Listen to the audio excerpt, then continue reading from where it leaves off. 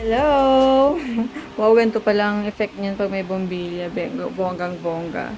Parang may photoshoot lang. Wala lang. I'm filming, the creative shot na ilalagay ko sa video ko. Yan, katatapos ko lang mag-film ng tutorial. Medyo nagutom na ako eh. So, magluluto muna ako ng food. Ha, dami kong gagawin. Niligpit ko pa yung kalat na yan after filming. So, ayan siya. Nakakalat lahat ng mga products tsaka mga brushes na ginamit ko.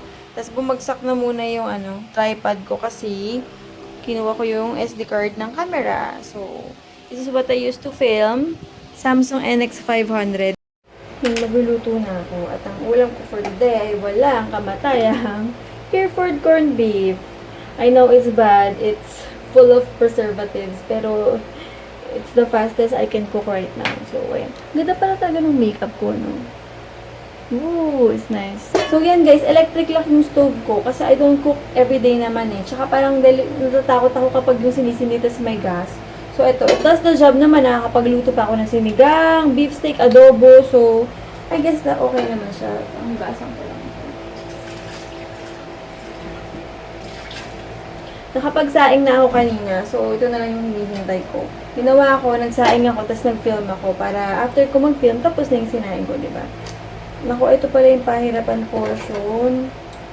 Kapag bukas, I can't do it. Let me get a can opener first. Ganda ng makeup. Kilig-kilig ako. Yun, tapos pure foods yun, favorite ko din yun. Tapos, sa mga canned goods naman, favorite ko din yung blue mackerel Spanish style ng San Marino. Sarap din yun. Yun.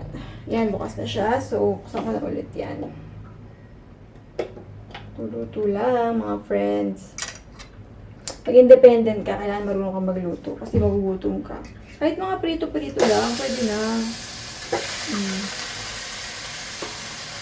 Yun nga, this week hindi ako dito sa bahay magsistay. Meron kaming room sa, sa F1 Hotel.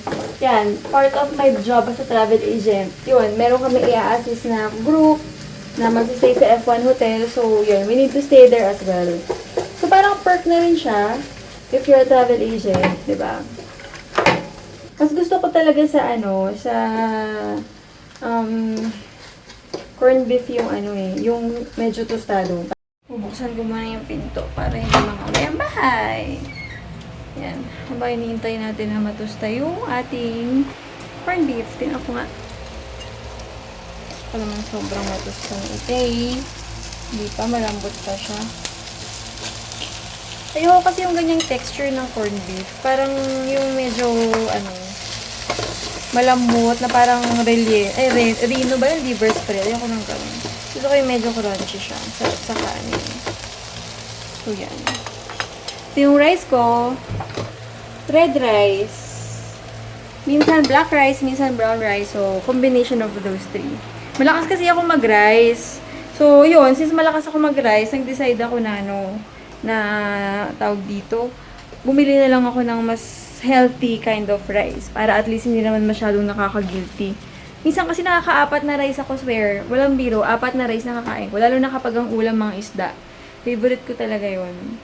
Wait lang, mag-ayos lang ako ng mga makeup.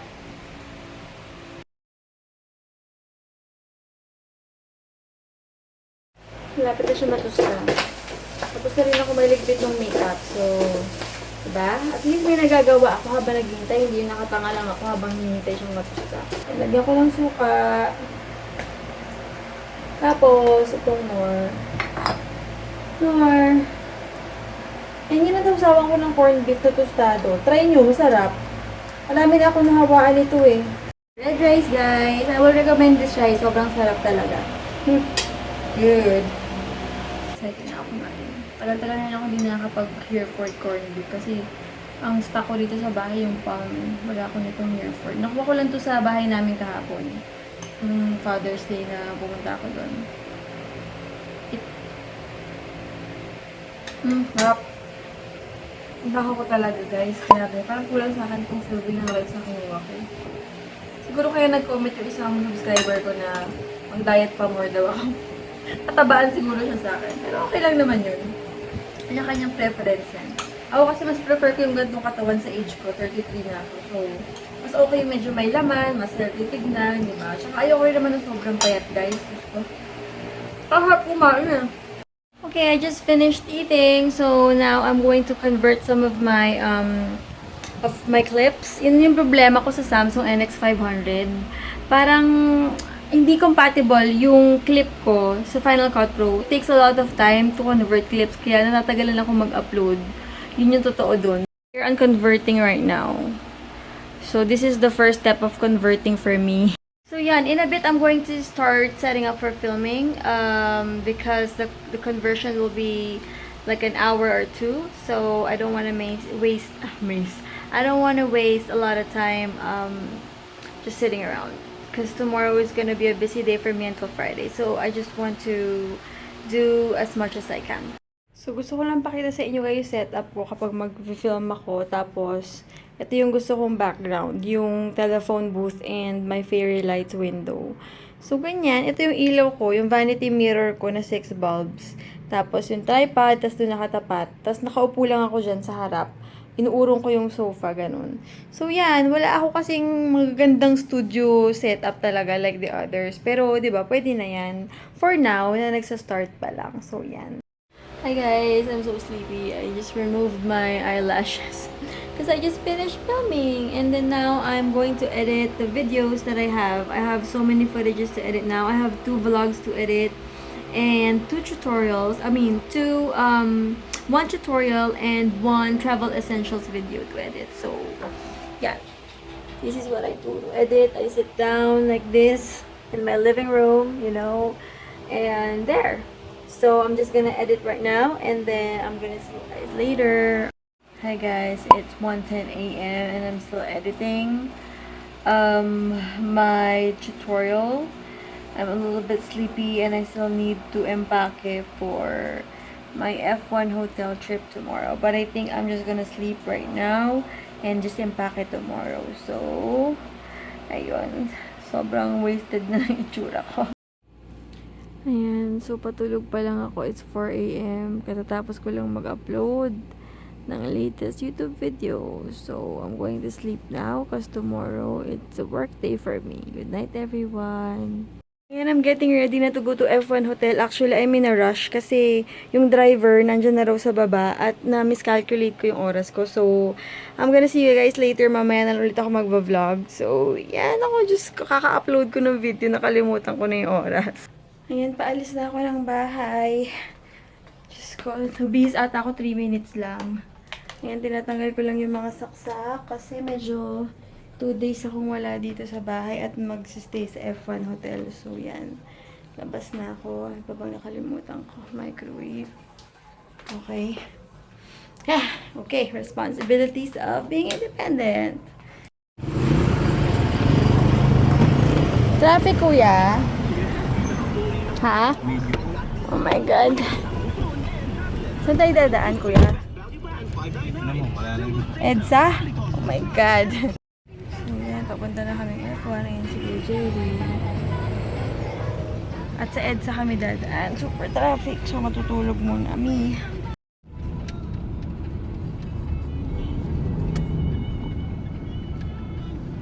Dito na kami. Bababa na. Diyan na si Mami.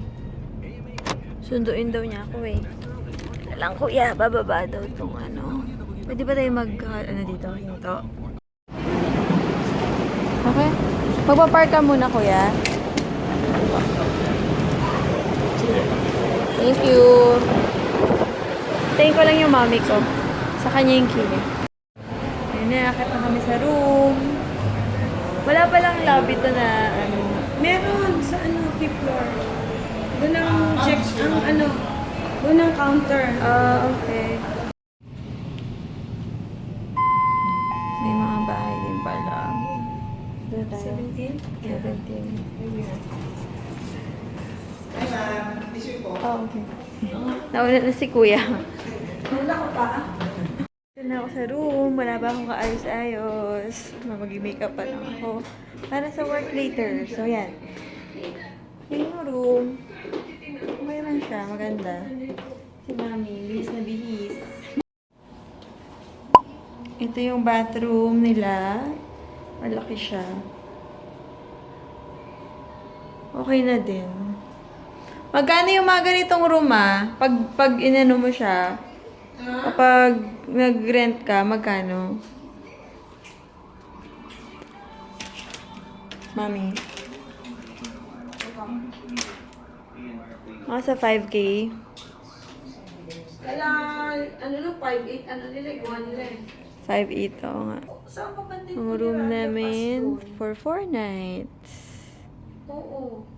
Yan, sa F1 Hotel dito sa Makati. Doon kay, Maganda siya, may malaking window. Makakapag-shoot ako dito ng magandang tutorial. So, that's the view of our hotel room. So, ayan. So, nag-shoot ako ngayon ng review. Andito ako ngayon sa F1 Hotel, di ba? So, nasabi ko na pala yun kanina. Ako ng 1 layer nung concealer na to. So, ayun guys, ganun ako mag-shoot ng videos ko. So, beginner lang ako. So, para sa mga beginners na hindi pa talaga sure kung gusto nilang bumili ng mga lights and whatever, you can do that. So, ayan. Tapos na ako mag-shoot.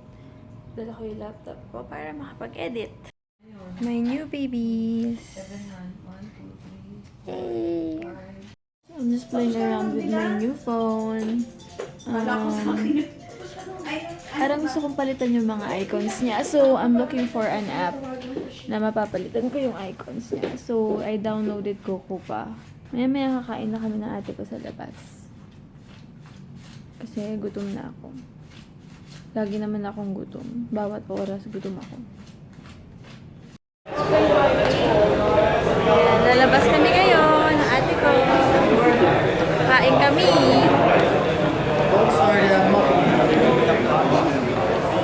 Ang daming ngombre. Dito kami sa mall na sa Chalet. Nakikidaan lang kami kasi hindi naman kami bibili dito. Hindi namin afford. Pero yan may benefit. Nakaka-tempt pumunta ka, so wag na. Nawawala kami. Hindi namin alam kung saan kami pupunta. Ayun, McDo. Medyo nawawala kami kasi hindi ko kabisado itong The Fort. Taga-north na kasi ako ngayon. Pero ito, taga dito Makati, hindi rin niya alam. Gusto ko lang makita yung Jamba Juice. Yun lang naman ang gusto kong mangyari.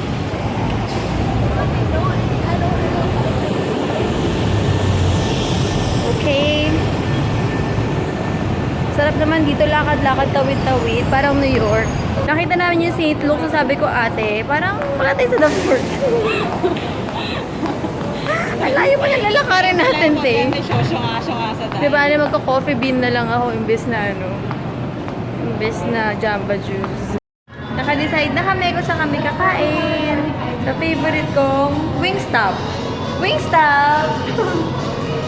Yan si ate. Yan. Ang favorite ko ay na-order dito is yung garlic parmesan, tsaka yung lemon pepper chicken. Sagot ni mami itong dinner, kaya umorder ako ng bongga. Order namin, nakakakilig ang mga chicken. Tatlo talaga yung order ko kasi matakaw ako. Yan. Root beer float, ate ko. My order is ready. Family Mart kami. Alam ko na, doon tayo dumaan sa may, alam ko na papuntang F1. Family Mart kami. Bibili ako dapat yung cherry, pero wala. Teka na. Wala nga yung gusto ko. F1 Hotel. Sabihan niya kasi cancel na. Di ba kumakain na Shakey's? Hello, we're back na sa room.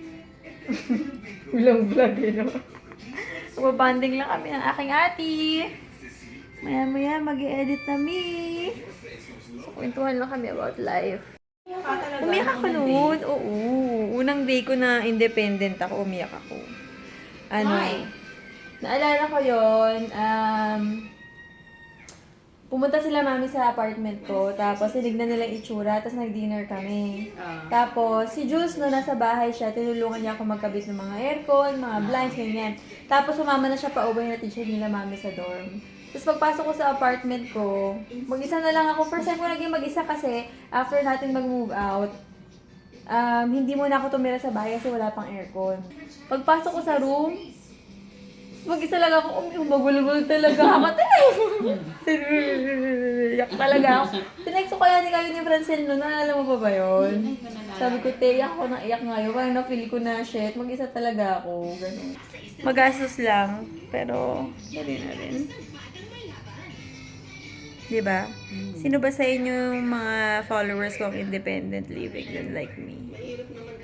Mahirap na masarap. Yes, masarap maging independent. Masarap na mahirap. Diba? Pero sobrang nakaka-mature yung pagiging independent. Super, ate. Actually, ano ko eh, na, ibahin ko yung angulo natin para kita. Ngayon ko na nag-gets yung kabusita ni Ate Lan pag nagbabayad siya ng kuryente. Oo, minsan nga eh. Pag nakuha ko yung kuryente ko, katulad ngayong month na to, 2-3. Bakit ang mahal? 2 lang, no? 2-3. Sabi ko, lit-lit ng bahay ko, 2-3 yung kuryente. Eh, usually, Hindi ko naiintindihan yung mga isip. Tapos pag madumi yung bahay, no, uuwi ka, galing trabaho, tapos madumi yung bahay. Tapos, yun talaga, te. talagang nakakainit talaga ng Si ate. Bye-bye! Ingat te, ah. Ano sasakyan mo? Mag-grab car? Taxi ka na lang? Taxi. Ingat, girl. Bye-bye. Wala ko na lang. So, mag-isa na lang ako ngayon dito sa room. Umuwi ni ate ko kasi yung baby niya naghihintay pa sa kanya. She also works for my mom sa travel agency namin. So, yun. That's why she's here. Kapit-busy kami sa job namin ngayon here sa F1 Hotel. So, I left my window open because the view is so nice. It's the city view. City girl talaga ako, guys, eh. Ready to sleep. My mom is here. So, isasara ko na yung window para katulog na kami ng bongga. Good night, guys. Time to sleep. Good morning. Punta na kami sa buffet ni Mami. Punta na kami sa buffet. Morning.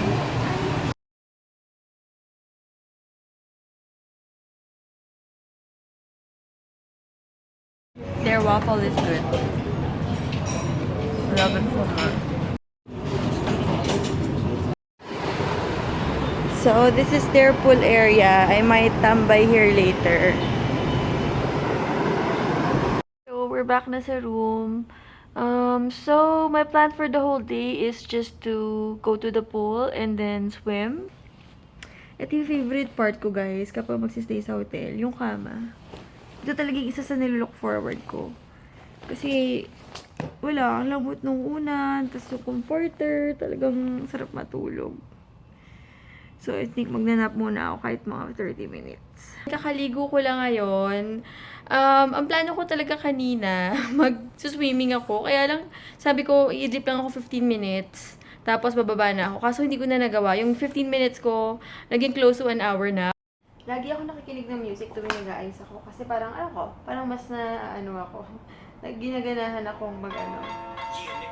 Don't go chasing waterfalls, listen to the river. Feel like EBS, you don't think I'm gonna spend your cash out home. Even if you were broke, my love don't cost a thing. Glad when I'm making love to you, I'm glad for the way you make me feel. I know I'll never love this way again. All I think about is you. Boys like golden magnolia wine. All the blacks and streets, we're starting to freak, yeah. All that we share. You've got your family, and they need you there. I know I'll never love this way again, so I keep holding on before the good is gone. Sana ba yung sukulay ko? And guys, tapos na ako mag-concert at medyo patapos na rin yung pag-aayos ko. So, it's still early. It's just 3:15 and naalis ako dito sa hotel ng mga 5. So, I'm thinking I could still film a video.